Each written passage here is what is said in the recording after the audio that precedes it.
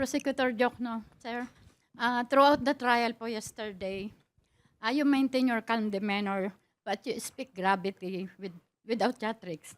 How do you maintain your legal compass throughout the oral argument, despite the gauntlet to block the opening of the bank and the BIR records?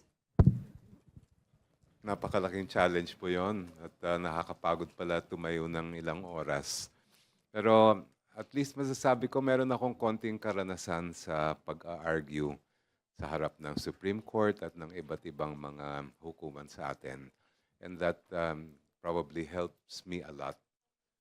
Halos 36 years ako nag-practice, babad sa court.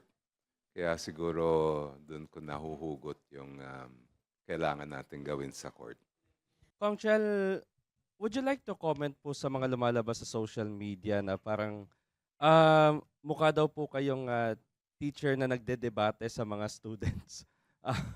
Especially during the, nung nagtatanong po yung dalawang magkapatid na Senators Cayetano. Ay, hindi na po. I would rather just let that be.